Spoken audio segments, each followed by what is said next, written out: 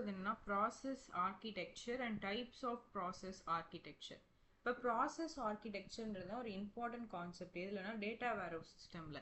இது என்ன டிஃபைன் பண்ணோன்னா structure, processing organization of processing activities involve in data management, analytical processing, reporting operations, இது எல்லாமே பார்க்கறது தான் இந்த ப்ராசஸ் ஆர்கிடெக்சர்.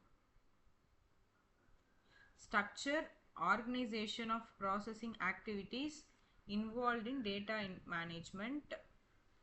So, இப்போ process architecture வந்து efficient execution of data warehouse activity such as data load பண்ணுறது, transform பண்ணுறது, query process பண்ணுறது, operation analyze பண்ணுற ஆப்ரேஷன்ஸ்க்கு இதுக்கெல்லாமே ரொம்ப சப்போர்ட்டிவாக இருக்கும்.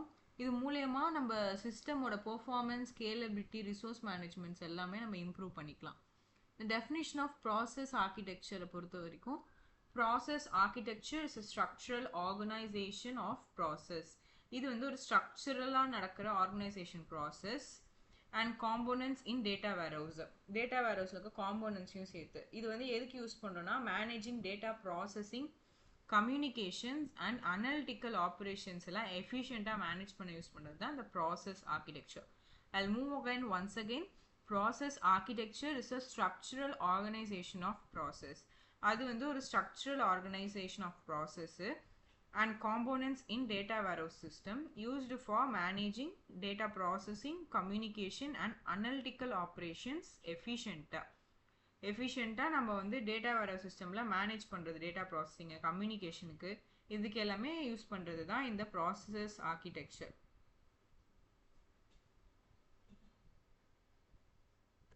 Objective of process architecture பார்த்தீங்கன்னா டேட்டா வேர்ஹவுஸ் ப்ராசஸ் எஃபிஷியண்டாக இருக்கிறதுக்கு மேனேஜ் பண்ணுறது, அனலிட்டிக்கல் ப்ராசஸிங் பெர்ஃபார்மன்ஸை இம்ப்ரூவ் பண்ணுறது, கம்யூனிகேஷன் அமாங் சிஸ்டம் காம்போனன்ட்ஸை சப்போர்ட் பண்ணும், ஸ்கேலபிலிட்டி அண்ட் ஃப்ளெக்சிபிலிட்டி இம்ப்ரூவ் பண்ணும், எஃபிஷியன்ட் ரிசோர்ஸ் யூட்டிலைசேஷனாக இருக்கும், டிஸ்ட்ரிபியூட்டட் ப்ராசஸிங்கை ஃபெசிலிட்டேட் பண்ணும். இதோட ஃபீச்சர்ஸ் என்னென்னா organised process management, efficient communication, improve scalability, support parallel processing, better resource management, support for distributed system, efficient analytical processing. இது எல்லாமே இது வந்து என்ன பண்ணும், இதோட ஃபீச்சர்ஸ்.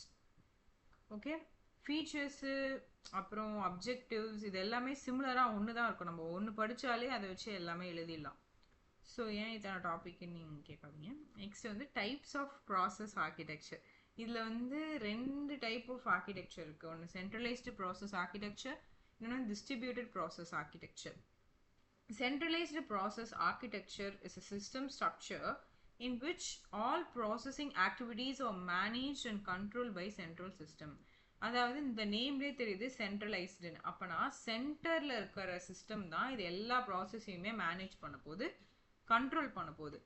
ஓகேங்களா, அதான் சொல்லுவேன். Centralised process architecture is a system. இது வந்து ஒரு சிஸ்டம் ஸ்ட்ரக்சரு இன் விச் அதில் ஆல் ப்ராசஸிங் ஆக்டிவிட்டீஸ், அதில் இருக்க எல்லா ப்ராசஸிங் ஆக்டிவிட்டீஸ்லாம் மேனேஜ் அண்ட் கண்ட்ரோல் பண்ணுறது யாருன்னா சென்ட்ரல் சிஸ்டம் தான். Okay, centralized process architecture is a system structure in which all processing activities are managed and controlled by central system. இதோட structure process பார்த்தீங்கன்னு வச்சுக்கோங்களேன், processing is performed as a single central location. Single central லொக்கேஷனில் தான் இது எல்லாமே process ஆகும். அதான் சென்டரில் இருக்கிறதுல பார்த்தோம்ல, அதுதானே கண்ட்ரோல் பண்ணும், அதுதான். அதே மாதிரி எல்லா காம்போனன்ட்ஸுமே கம்யூனிகேட் பண்ணும் சென்ட்ரல் சிஸ்டமோட. டேட்டா ஸ்டோரேஜ் அண்ட் மேனேஜ்மெண்ட் எல்லாமே சென்ட்ரலைஸ்டாக இருக்கும். சென்ட்ரல் சிஸ்டம் தான் அது எல்லாமே கண்ட்ரோல் பண்ணும். ஸ்டோரேஜ் எங்கே பண்ணணும், மேனேஜ் எங்கே பண்ணணுன்றது. query அண்ட் ஆப்ரேஷனு, அனலிட்டிக்கல் ஆப்ரேஷன்ஸும் சென்ட்ரல் சிஸ்டமில் தான் கண்ட்ரோல் பண்ணும். ஸோ இங்கே சென்ட்ரல் சிஸ்டம் தான் இம்பார்ட்டண்ட்டான ஒன்று. அதுதான் என்ன பண்ணுது, கம்யூனிகேட் பண்ணுது, டேட்டா ஸ்டோர் பண்ணுது, மேனேஜ் பண்ணுது, query பண்ணுது, அனலிட்டிக்கல் ஆப்ரேஷன்ஸ் பண்ணுது, ப்ராசஸ் பண்ணுது, எல்லாமே எங்கேருந்து பண்ணுது, சிங்கிள் சென்ட்ரல் லொக்கேஷன்லேருந்து. ஓகே, ஒரு ஸ்ட்ரக்சரு டயக்ராம் பார்த்தீங்கன்னா இதுதான் சென்ட்ரல் டேட்டா. இங்கே தான் எல்லாமே நடக்கும். இது கண்ட்ரோல் பண்ணும், மேனேஜ் பண்ணும், ஸ்டோர் பண்ணும், கம்யூனிகேட் பண்ணும், ப்ராசஸ் பண்ணும். So client, source, central data warehouse. இதோட ஃபீச்சர்ஸ் பார்த்தீங்கன்னா centralised control, single processing system தான், சென்ட்ரலைஸ்டு டேட்டா மேனேஜ்மெண்ட்டும் அங்கே தான் இருக்கும், ஈஸியாக மானிட்டர் பண்ணலாம், அட்மினிஸ்ட்ரேட் பண்ணலாம், simplified system management. Levels of centralised ப்ராசஸை பொறுத்த வரைக்கும் மொத்தம் 3 லெவல்ஸ் இருக்குது. ஒன்று வந்து data level, stores and manage data centrally, support data retrieval and storage operation.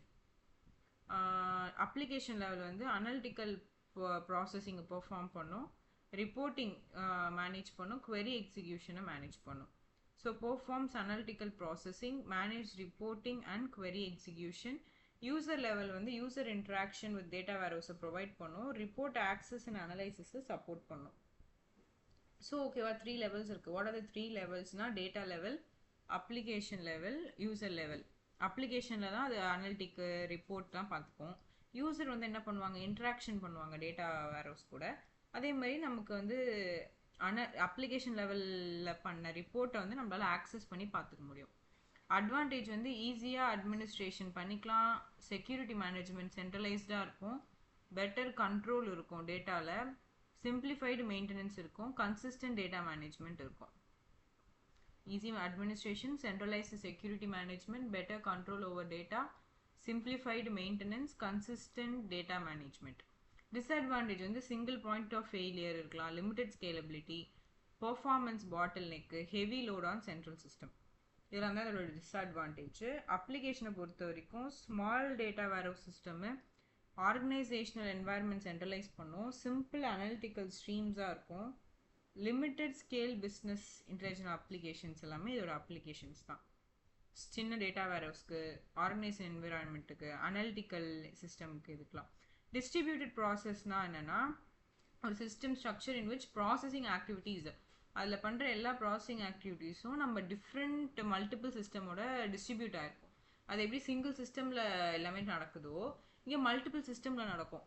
So while processing activities are distributed across multiple system and location, processing task and distributed among எல்லா process பண்ண டாஸ்க்குமே multiple சிஸ்டம்க்கு distribute பண்ணுவாங்க. Data and அப்ளிகேஷன்லாம் different லொக்கேஷனில் located ஆகிருக்கும். System வந்து ஈஸியாக communicate பண்ணுவோம் நெட்ஒர்க்கோட. Multiple ப்ராசஸர்ஸ்லாம் work டுகெதராக இருக்கும் டு பெர்ஃபார்ம் ஆப்ரேஷனுக்கு. ஃபீச்சர்ஸ் பார்த்தீங்கன்னா distributed processing, multiple processing system, shared workloads, improve scalability, அப்புறம் better resource utilisation, parallel processing பண்ணலாம். Advantage scalability, better performance, load ஷேரிங்காக இருக்கும், எஃபிஷியண்டாக ரிசோர்ஸ் யூட்டிலைஸ் பண்ணிக்கலாம், லார்ஜ் ஸ்கேல் சிஸ்டம் தான், ரிலையபிலிட்டி. காம்ப்ளெக்ஸாக இருக்கும் டிஸ்அட்வான்டேஜில், கம்யூனிகேஷன் இன்க்ரீஸ் ஆகிறதுனால ஓவர்லோட் அதிகமாகலாம், டிஃபிகல்ட்டாக இருக்கும் மெயின்டைன் பண்ண, காம்ப்ளெக்ஸ் கோஆர்டினேஷனாக இருக்கும். இதுலேயும் அதே தான், டேட்டா வேர்ஹவுஸ் யூஸ் பண்ணுறோம், enterprise wide OLP operation, business intelligent, distributed business environment, இதெல்லாமே இதோட அப்ளிகேஷன்ஸ். ஸோ இதோட ரோல் என்னென்னா டேட்டா மேனேஜ் பண்ணும், query பண்ணும், அனலிட்டிக்கல் பண்ணும், ரிசோர்ஸ் அலோகேட் பண்ணும், கம்யூனிகேட் பண்ணும், பெர்ஃபார்மன்ஸ் ஆப்டிமைஸ்டாக இருக்கும். And then if you want you can write advantage எழுதலாம். Process management, analytical performance improve பண்ணும், ஸ்கேலபிலிட்டி பெட்டராக இருக்கும், எஃபிஷியன்ட் ரிசோர்ஸ் யூட்டிலைசேஷனாக இருக்கும், பேரலல் ப்ராசஸிங் சப்போர்ட் பண்ணும், கம்யூனிகேஷன் அமாங் காம்போனன்ட்ஸ் எல்லாமே இம்ப்ரூவ் பண்ணும். அவ்வளோதான் process architecture. Process architecture 2 types, centralised process architecture and distributed process architecture. அவ்வளோதான் கைஸ்.